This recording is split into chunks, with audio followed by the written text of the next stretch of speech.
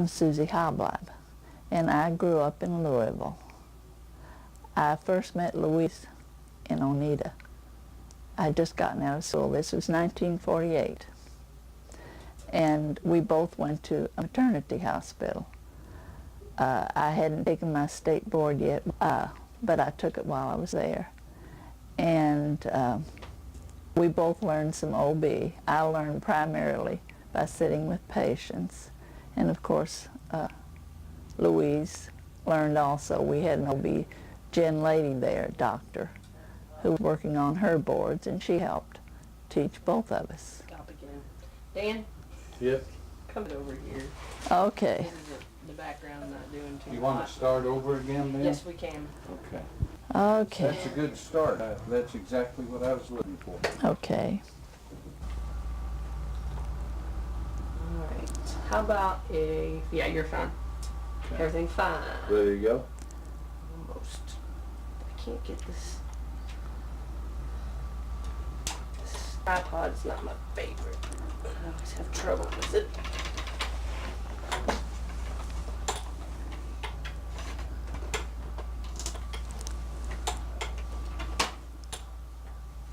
Other way. Other way? No, you're right. That's awful. It just wasn't. It wasn't taking. It was stuck.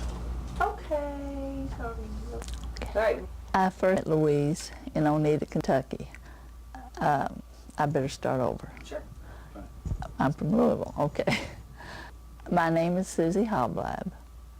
I was born in Louisville, and I lived there until I was 21. Look at me. Okay. You want me to start over? Please. Sure. Okay. I'm Susie Halbleib. I was born in Louisville, Kentucky. I lived there for 21 years until I got out of school. Then I went to Oneida, Kentucky, which is in Clay County, a Republican area. I met Louise there. We went to a maternity hospital, Oneida Maternity. It was run by the State Department of Health. It's no longer in existence. But we both went there to learn OB. And there was a woman doctor there who taught us quite a bit. We both learned.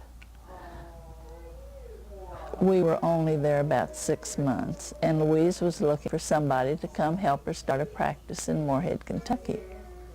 Well, she asked quite a few of them, and nobody wanted to come, so I finally decided, well, I'd try it out. I wanted to go to school. I wanted to take art appreciation and music appreciation, things like that, just for fun. So I came with her. We cleaned and scrubbed and painted the new office when we got here in 1948, January. Then after we got going, we decided, well, we weren't going to have any patients. We were in the office. The first day we had patients. This is in Morehead, Kentucky.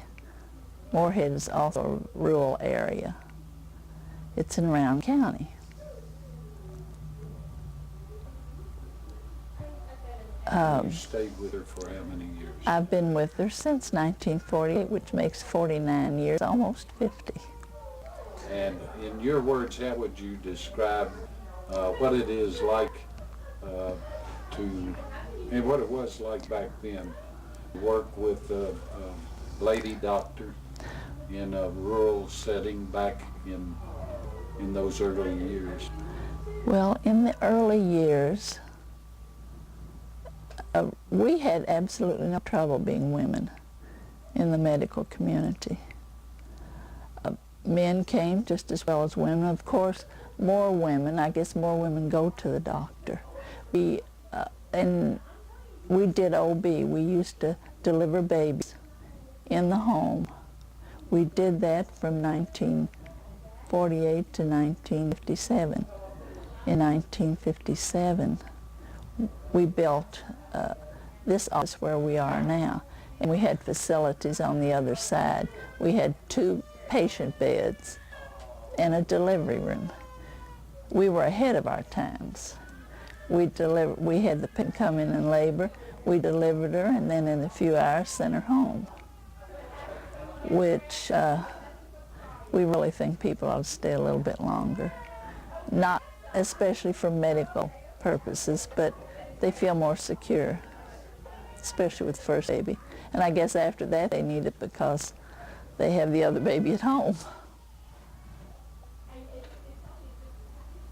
We first started working on the hospital in about 1961. There was a Dr. Susie Halbleib who came. He was with the State Department somehow. And I don't know exactly remember, but I know he came up here and he said, now, if you need a hospital, if you want a hospital and you need one, you can get it. So Louise mainly started asking around. She knew people really pretty well, people with money, and that we thought that's what we needed. But money was the least of it, believe me. We got the money pretty easy, and people were committed to it. And the time was right. U of K was just starting then, and things just fit really into place well. It was the right time. Oh boy, that's all I'm hearing there. When you need a hospital, you want a good one, and we were both interested in a good hospital. Well, you have a hospital, you have to have somebody to run it. And we didn't want a hospital just to make money. We wanted a hospital that would take care of our people here. This area's never had a hospital. Mount Sterling's the closest. So we started asking around. First we asked the Baptists, because there are a lot of Baptists here. But they were busy. They have their own hospitals, and they couldn't take on anymore, which is reasonable. We asked the Methodists. They too turned us down. Then we asked the Catholics. There aren't very many Catholics here. Some people were a little bit opposed to it, but now people are not opposed to Catholics, and there are more Catholics here now. I think there were just 5 families or something like that in this area. But they agreed to look into it and see. Well, it so happened that the person who was in charge of hospitals in this area came by to visit one day. He said he was coming sometime. Well, that night we had had 2 sets of twins and a singleton in this little place. And of course, we sent them all home the next day, but they were still here when he came. And he looked and he said, this place needs a hospital. So from that on, then we had to get somebody to run it other than, so I'm fouled up there. That's all right. We're gonna have Okay. Yeah. Well, he contacted the Sisters of Notre Dame. They were closing a hospital in Lynch, Kentucky. And they agreed they would come and run it. So they have been here ever since. We've all had, until recently, a sister administrator. Now we have a Mark Neff. He is our administrator now. He does a very good job. But we've been very successful. We have a good hospital. When did it open? It opened in 1963. And what was the size then? The hospital it began at about 49 beds, I guess. There's always one less for some reason, I don't know. And I really don't know how many beds it's got now. Has Ask it Louise. grown, over the years substantially? Oh yes, it has grown substantially. Well, you all will see it, I'm sure, but yeah, okay. I don't know the number of beds, that's important, but I don't know. That's fine, I just trying to get an idea. I know. It started with 49, Uh-huh. and has it grown 2, 3, 4 times? What would you think in size? I'd say 3 times anyway. Okay. No, it wouldn't be that much. 2 times. In Okay. what way has the fact that you have a hospital through your all's efforts affected this region of the state? Well, it has brought some industry in, and I'm sure, of course, it's many medical people. It has brought money into the community. Much more jobs for our people here, and of course, ever so much help for our people. And I would imagine more people feel comfortable locating here to live. A lot of people, do you know there are some who like to live in the city and some who like to live in the country?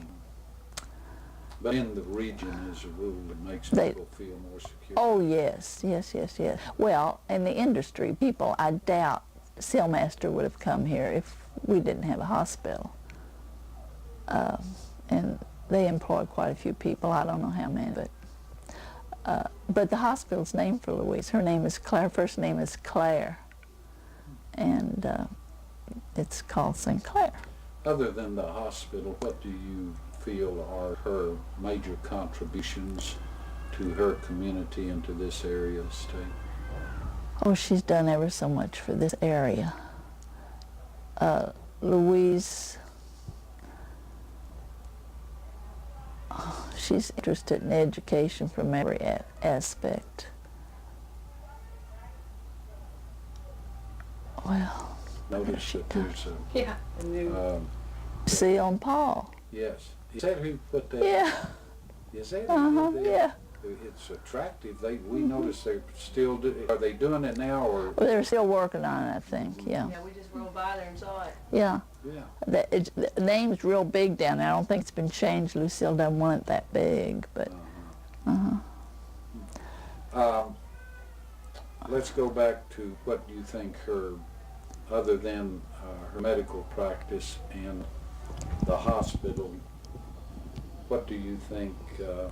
The truth, she's put all of her time into medicine, practically all of her time. Of course, she's used to do physicals on kids before they start to school for free. And we have, everything mostly has been medical. What do you say for, I mean? That's interesting. Yeah, things like that. You said he was the first to do exams, free exams for children before. What other maybe We've had noteworthy people things say that she- that she did people regardless of whether Right, they think could of that. pay. You're not- Oh, she has always treated people regardless of whether they could pay or not. She has never, ever sued anyone for payment. She doesn't even look at the books as far as that goes. I mean, to see who pays and who doesn't pay. No, she has never done that. Out of curiosity, about how many babies have you and she delivered? 8,000. They figured it up at the hospital.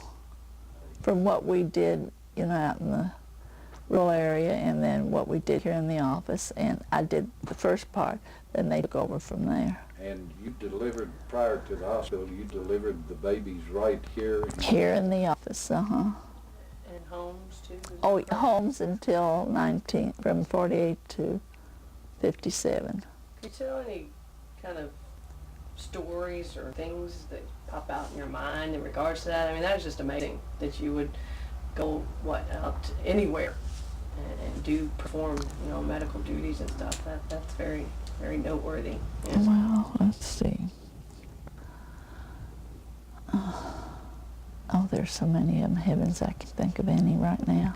I just can't do it. Oh, I'm Yeah, the same way. yeah, I can't think of Did it. you think about anything? I mean, We got a lot of reading done. We read, we were very well educated in those days.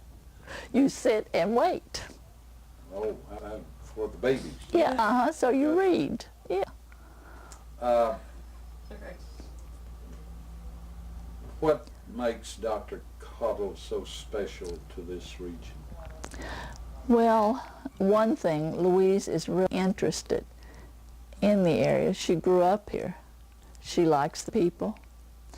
One of the big things on Louise, she listens. She listens to people. And not many of us do that.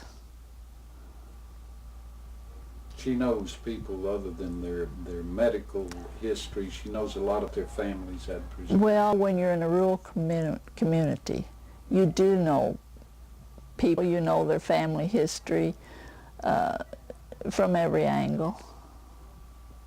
And it helps in taking care of it. And we see whole families, you know, family practice does that. Used to when we delivered babies, it really was family practice.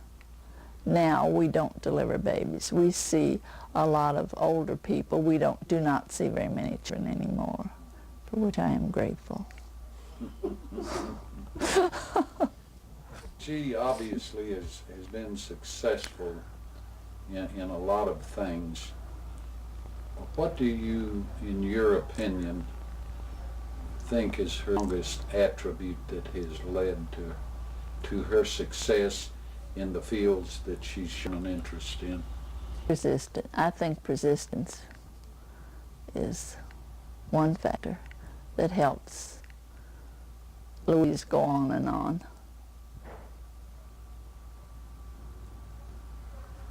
I can't answer that very well. No, that's the type of thing that people would be interested in. Any anecdotes? I thought I would come. When I came here, I came to stay a year if it killed me. I would stay a year, that's all I contracted for.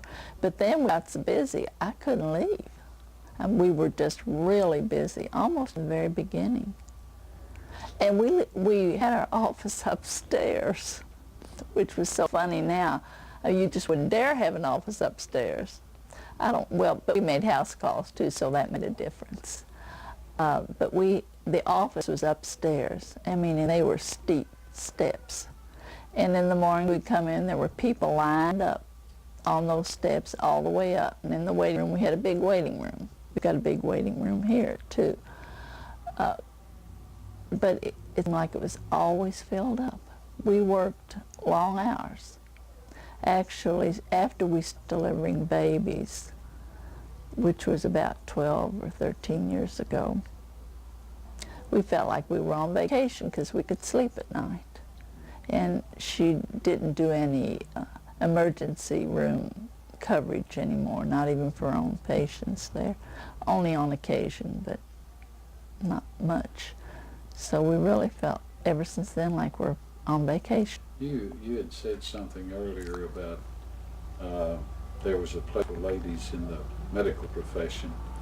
I'm curious, how many were there that were involved, ladies in the rural area in which you all lived? You and obviously Dr. Caudill. Were there others? No. There were only 2 in her graduating class in med school. And you never encountered any difficulties in coming out? And not that we were aware of. It may have been there, we didn't know it. But I mean, it really wasn't a problem? No, it was never a problem. Never was. That's great. When we started, Louise's father thought she ought to put C.L. Caudill on her sign instead of C. Louise, because now people aren't going to a woman doctor. I could hear him saying that. Didn't take long to find out, did it? No. He was very well pleased, though, because he thought they should. But he was a good businessman, too, so. What do you think has been, for you personally, probably the greatest reward with respect to your career in this area?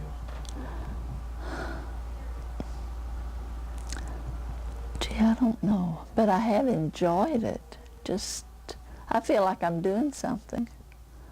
Do you feel that, I'm sure you must feel that you and Louise have really made a difference? Oh, I know we've made a difference, yes. Yes, we've made a great deal of difference in this community as far as medicine goes. Because when we started, there were, I think, 3 or 4 doctors, and they were all a little older. I mean, probably 50 or 60, which at that time I thought was really pretty old. But they had worn themselves out, making house calls and so forth. And we came in and thought we could do anything. We did. We knew no fears. And you work more as a team? Yes, as a team. That's right. I'm the scanner, kind of. Can you think of any other appropriate remarks that would be good for film? Let me think. It's been good. Just a lot of people I know. We get letters all the time from people, and I know last year I got, this isn't for that, because I mean this is Louise's thing, but last year I got in mail from people who used to be here. That's great. It really is. I mean, people I didn't even remember, but I look them up and it comes back. Oh.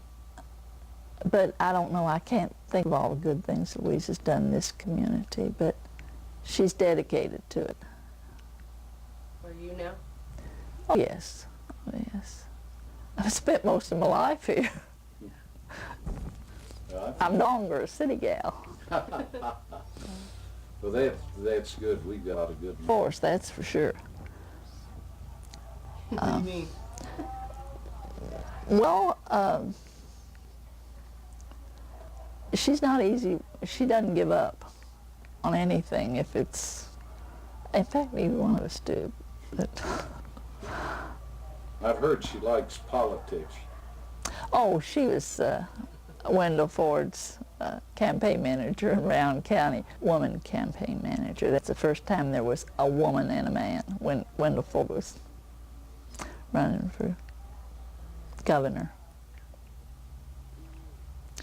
I don't remember that, but I know we had all kinds of festivities. I know I made 16 pecan pies. Oh.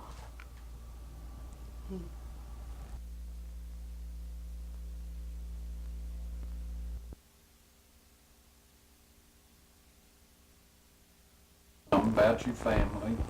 Then when we take it up to there, then we'll develop it into your professional career. Well, I was born right here in Moorhead back in August 19th, 1912, a few years back. My mother had had one child, a daughter, before me. Then they had the second one, disappointment, but still they had one. Then they had 3 others. They did have 2 boys and another girl. We all were born right here. Went to grade school. Then first started out in a little basement up at the teacher's college. It was normal school then. I think we had about 3 grades up there, and we got demoted. They didn't have that school anymore, and we had to go to the city school.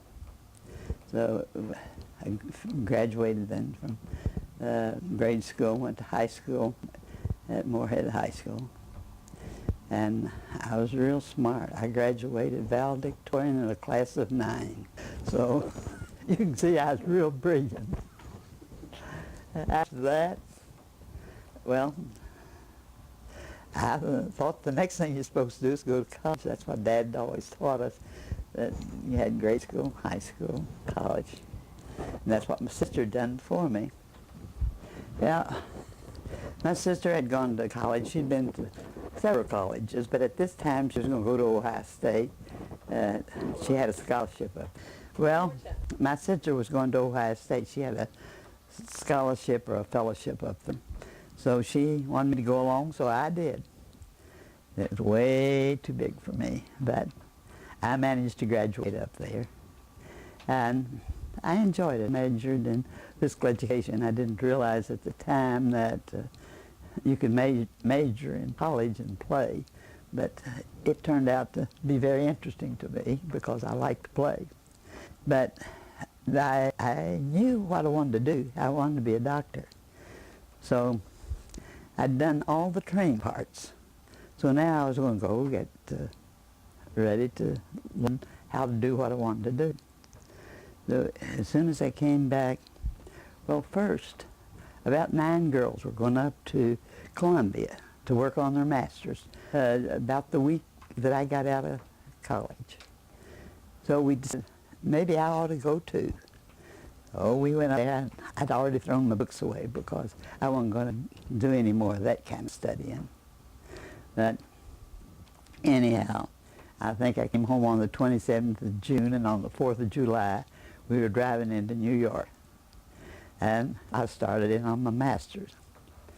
We did one summer term, then came home, and I enrolled in the college here.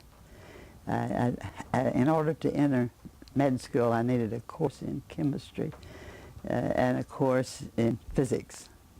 So I enrolled in those so I could start med school, and then about that time I was offered a job as a teacher in physical education at the college. So I thought maybe I ought to do that, since Dad had been putting out pretty much taking care of me all these times. So I started teaching, and I taught for 7 years. And finally attained the director of women's physical education. And after about 7 years of that, I figured, well, now it's time to go prepare yourself for what you want to do. So that's when I started back to med school. Where did you go to med school? Med school at University of Louisville. I went during the period in which there was the rapid period of education, because war was going on at that time, so you went around the clock. Winter, it was a tough time to go. You were probably one of few women at that time at medical school. Kind of. Yeah, there was only 2 of us in this class, and not too long ago I was down at the University of Louisville looking over the pictures in the classes, and there, several years before me and several years after me, there were only 2 women in the class. We sort of decided maybe there was some kind of an arrangement that they'd take 2 women. So that. And then when you got out of medical school, how did you get back to this area? Well, I'd always wanted to be here.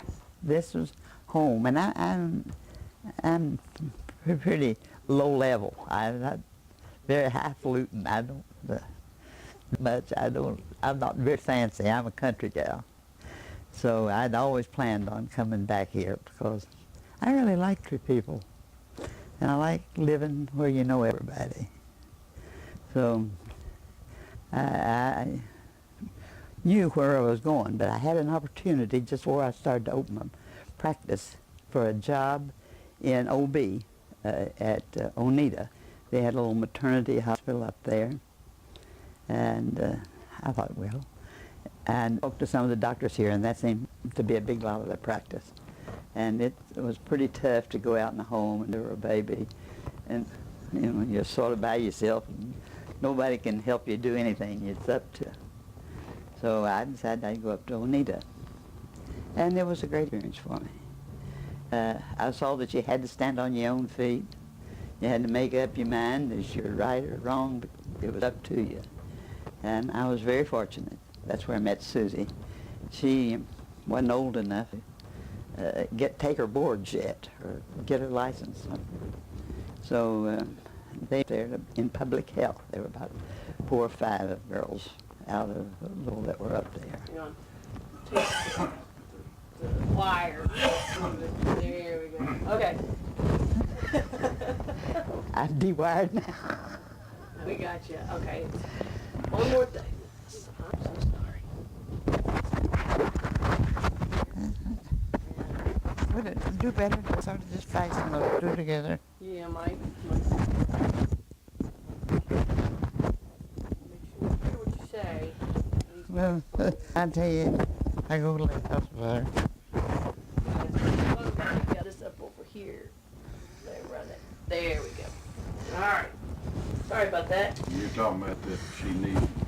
I was talking to try to get some of these girls to come up here and stay with me, because I found out there you had to have help. You just can't go by yourself. So Susie sort of acted like she might do it. She didn't tell me, but she told other girls she'd go up and try it for a year. And she'd stay if it killed her. So It's not rubbing She on said the, on that shirt. you thought that she might want to come up here with you. yeah, and so she told the other girls that she's going to come and stay a year if it killed her. And she talked about going to college while she was here on her spare time, and she was very much interested in art at the time, and she was going to take some art classes while she was here. Of course, none of that came to pass, but we did get the office equipment and everything. We got together with a salesman that came around to the hospital, and we ordered what we thought was necessary and the salesman thought was necessary to start a practice. And we bought everything from an x-ray machine to pile pill. And with that we started out. Daddy had a building that he said we could use here for an office. It happened to be upstairs, which was very, very bad, but it was an office and we didn't have to pay for it. So that's where we started. And then you were at that office for how long before? 7 years. We were upstairs there for 7 years. And you did what after that? Well, that was pretty tough sledding. And we had to do an awful lot of deliveries in the home. And it took a lot of time. And we figured that if we could bring the deliveries in, that then maybe we could manage the office. So we built this place, and we stayed here about 7 years. And it was help. It was a great help. You can be setting a leg in one room, delivering a baby in another, and a bunch of crying youngins in the other one. So it's sort of like you heard a while ago. Yeah. Did you find it, and I think I already know the answer, but did you find it difficult to get into the medical world up here by being a woman? Yeah. It wasn't as bad as you might think, though. Medicine was really needed. And the doctors here were real good to me. At times when they'd have so much they couldn't do, they'd say, "Louise, will you go out here for me, or will you see this patient for me?" And they were really nice. And people learned to accept me that way. And it was just like med school. Everybody said, "The boys will be bad to you." And they weren't really bad. Why? I'm sorry, I'm going to backtrack a bit more. It's just so intriguing. I mean, the fact that you're saying it wasn't that bad, and I'm sure it wasn't, but I know you said you always wanted to be a doctor, but why? Could it have something to do with any of the family, what that instilled in you? Is that where you got your desire to study medicine? Or? Well, I had a great deal of influence from my mother and dad. My father was very much interested in education, and he believed that as long as you wanted to go to school, you ought to go to school. Mother, she thought she ought to be educated, but she didn't get overly educated. You had to be a lady, you had to have a pretty hat, you had to wear it nicely. And Lucille's a pretty good example of what Mother believed in. And we had a good time. We did everything we wanted to do. I don't believe Mother and Dad ever objected to any ideas we had. We were pretty well free. We were never cramped for money. They always saw that we had whatever it took. How I wanted to be a physician wasn't really related to the family. I had a little boyfriend at that time, and he wanted to be a pharmacist.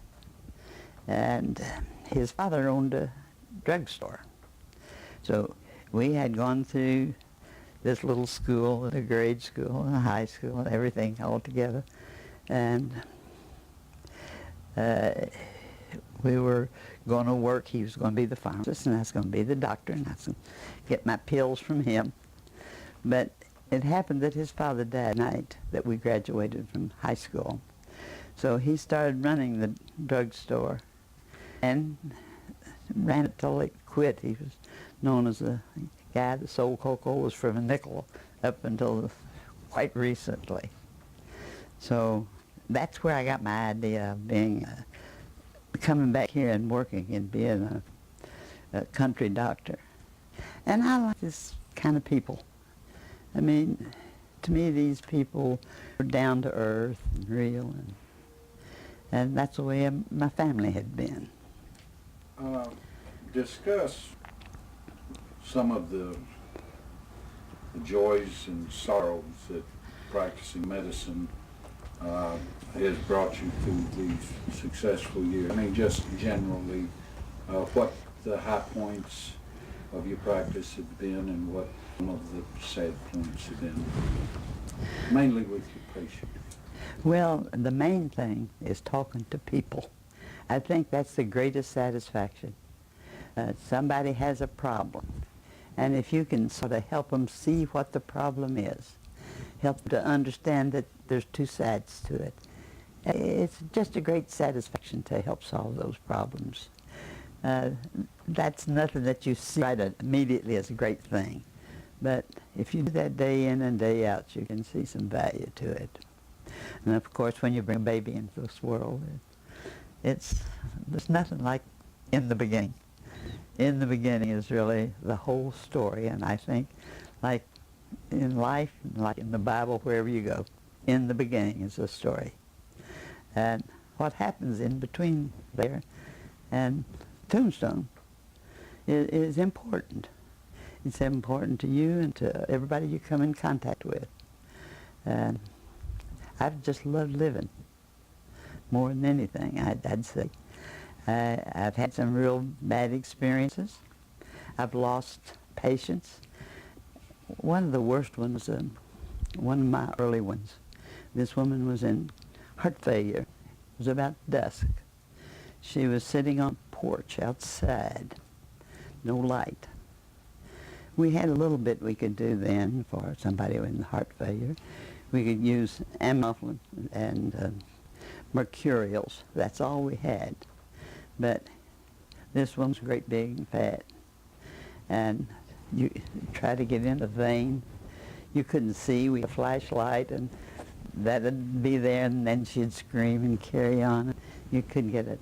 And basically, she just died while we were, and that was my first experience with death. And you felt like you had been of no value, and you hadn't. So you realized that your job had been to help. The husband was sitting there holding her and make him feel like that there was somebody that did care, somebody that came and tried. But by the same token, it was very sad for your insides. And I had a lot of bad ones. Had one when a boy had been drowned. He'd been drowned for a long time. And there was no way of resuscitating, but well, at that time, the college president was there, and he was a student, and he wanted me to try to see if I could resuscitate him. And we did work, but to no avail. And that was a bad experience.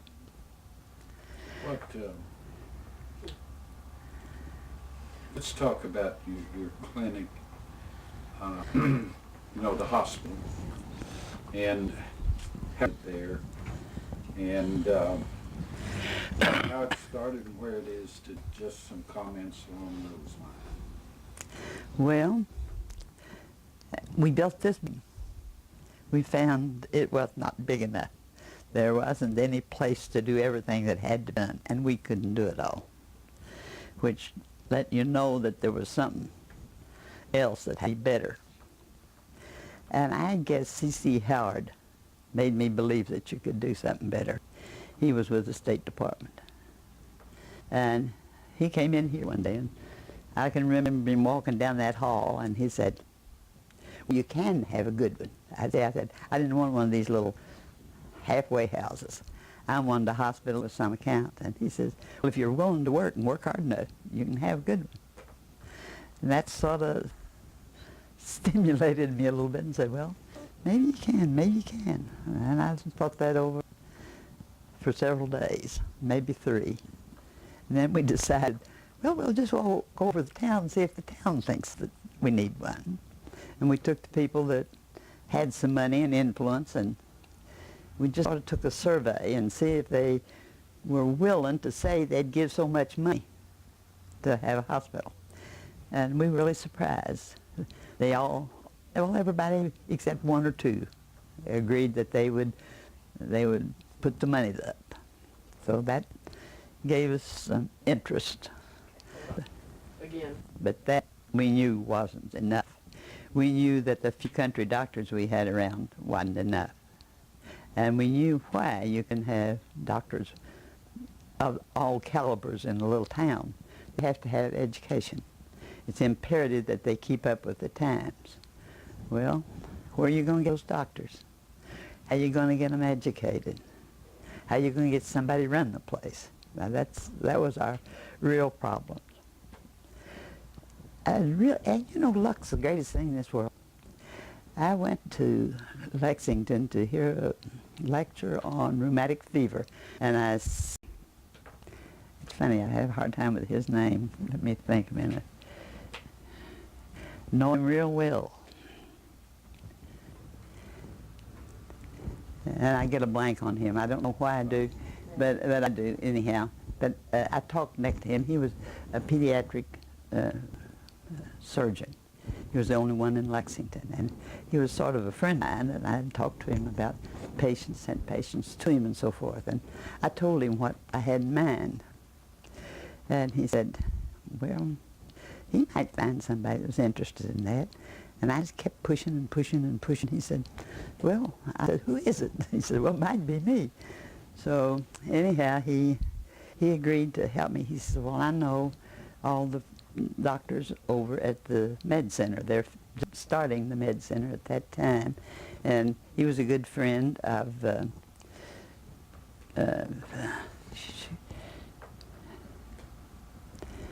Bill, what's his name? First dean at the university. Isn't that awful? I know these names real well. Bill Johnson and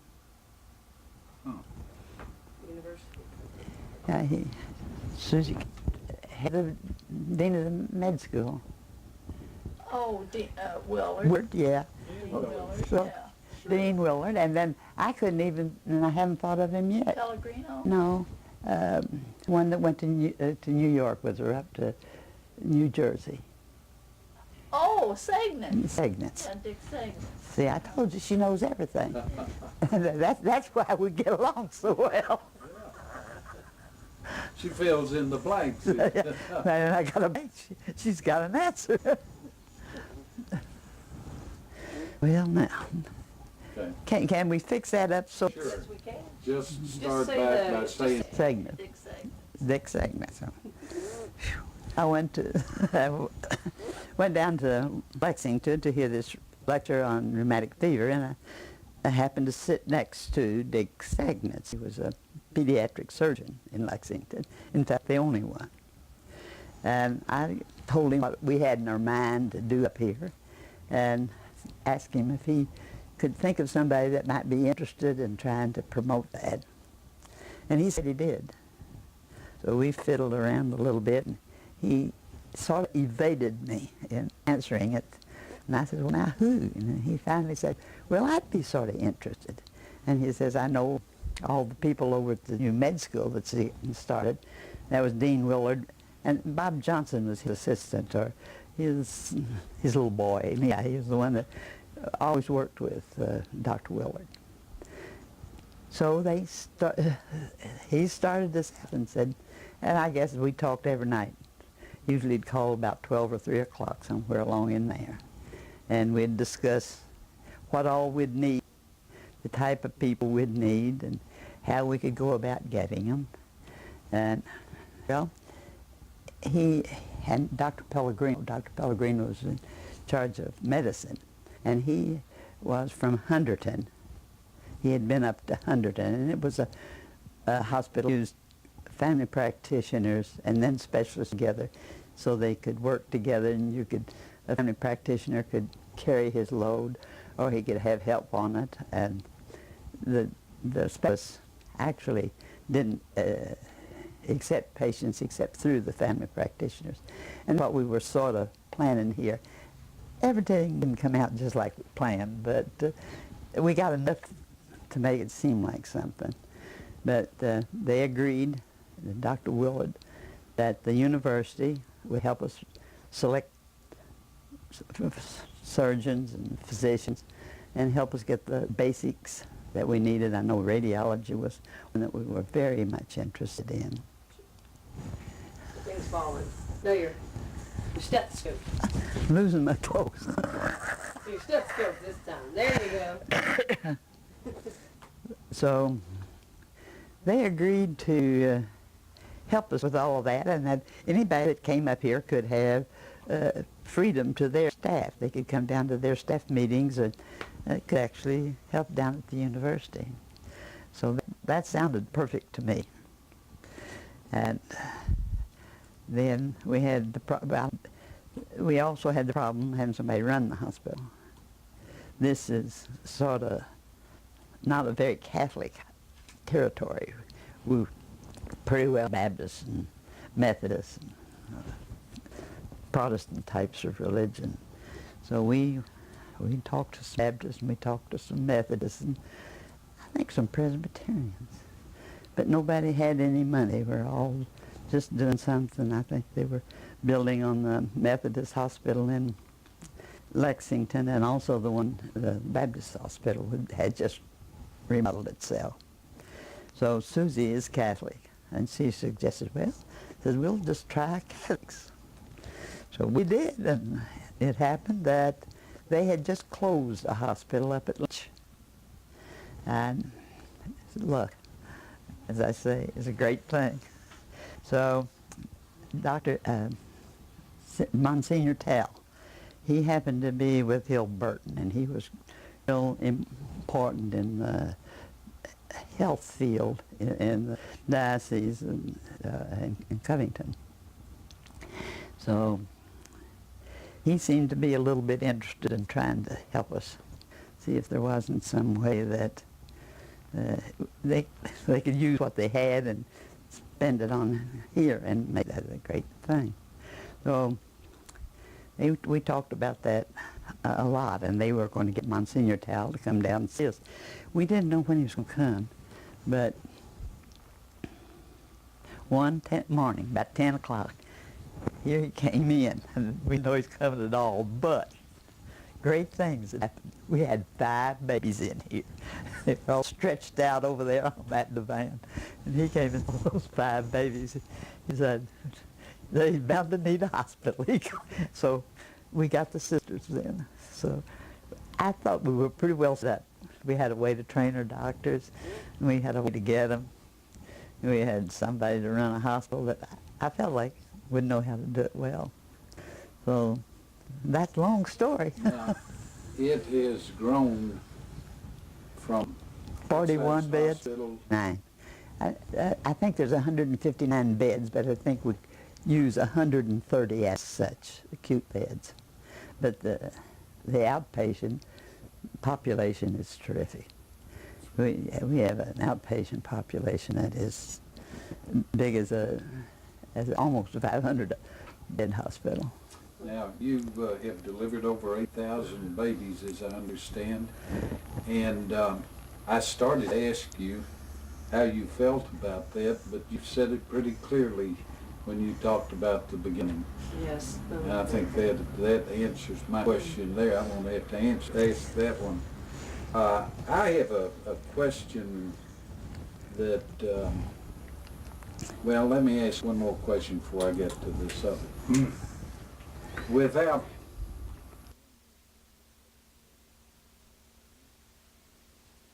has been your strength in going through the successful life and career you've had. What do you think counts most for having accomplished what you have? Well, as I said 2 or 3 times, luck, awful important.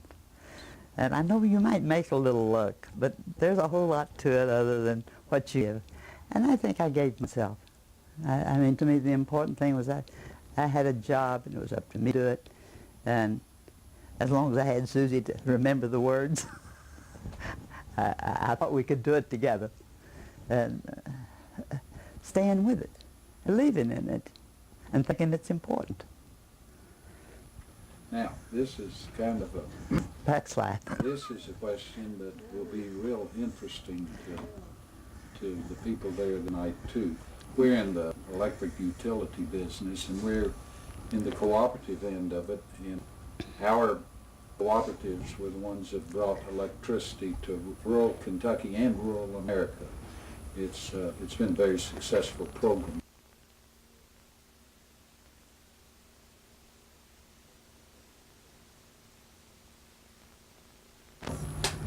What do you think electricity is done with respect? What was its greatest contribution, let me put that, to the quality of life in the rural area? It could never be without electricity. When I first built my house, it was all electric. I was real proud of it too. But everything we do is so dependent upon electricity. I can remember when the lights used to go off at 12 o'clock. And if you'd wake up in the middle of the night, you wouldn't know whether it was time to get up or you hadn't gone to bed yet. But the electricity has really made it possible, I would say. Almost everything we do, as far as hospital concerned, all the new equipment is basically due to the knowledge that electricity has brought about. And I think electricity, water, roads, those are things that you can't progress without.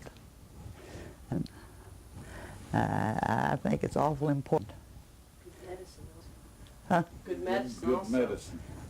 Good medicine's Are right. there, in general, any comments that you would like that we haven't brought up through our questions?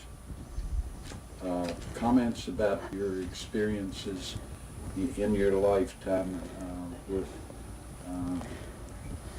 things that you'd like to say that we haven't touched on, subject areas you think we should have? Well, I think religion is awful important, and we haven't said much about that. See, I think medicine has a great deal to do with religion, and religion has a great deal to do with medicine. I believe you can see today that more and more there's more people that are looking to the other phases of medicine besides, now you can see all of the herbs that are coming, acupuncture. As a matter of fact, I've got a certificate in acupuncture I picked up in Shanghai. But it doesn't mean anything. That I hear this high-pitched. Religion and medicine, let's carry that thought Sorry forward. about that. Well, see, I think there's much that's written now that used to, they felt like they were entirely two different fields. I mean, people sort of preach that sort of thing. But now you see body and mind. You see prayer and medicine. You see many books are written now about the doctor and his relationship to prayer and how medicine can actually benefit from the belief in that there's a power that can help you to do better. I sort of believe there's some truth there. I think we need to think on those things. Medicine's important, don't get me wrong, and I don't believe in taking a handful of herbs. But don't step on them until you know it's wrong. What, in closing this out, let me ask you one more question. What to you has been the biggest change that you've witnessed in your adult life in this part of the state that you've chosen? That's a tough question. That's a tough question, because what's happened here has happened everywhere.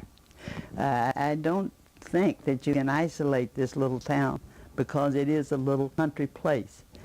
Every place in the world was country for that place at a time, and I believe that as history has progressed, we have progressed like New York's progressed, like Lexington has progressed, like everything else has progressed. Our university is better. Our hospital is better. Our people are better educated. Our roads are better, as we were saying. And life is better. We're just more pleased with what goes on in the world.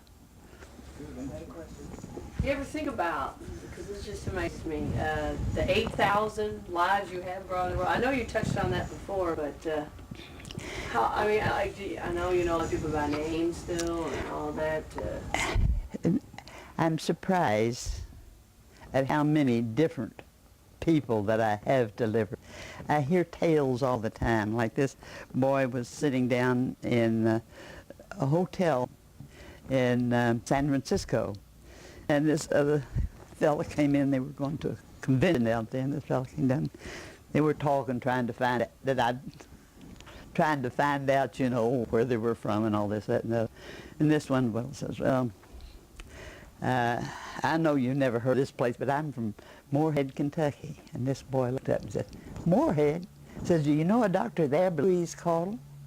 And he said, yeah. He says, well, my mother and dad were in school there, and she delivered me. I hear tales like that real often, and it makes you feel good when you, and I tell you, a lot of them are pretty smart kids. They've accomplished a lot in this world. I believe if you had to have a list of all the things that all the babies have done that I delivered, daggone, you'd have a good world. Indeed. And you're still practicing. Well, What are you going to do? I have to do a little bit for life. So you still, you know, definitely a part of you. I mean, that's absolutely wonderful. And also, you swim a lot. I swim every day. Can't walk, can't play tennis, ought to die, but I can swim. Yeah, okay. I'm still trying to think of some things that I've been thinking. We were pretty free. They wanted us to learn to do. No, I don't want anything. I thought I heard you talking and I thought you were finished. That's pretty close. I'm not pushing you. No. It's 5 after 2.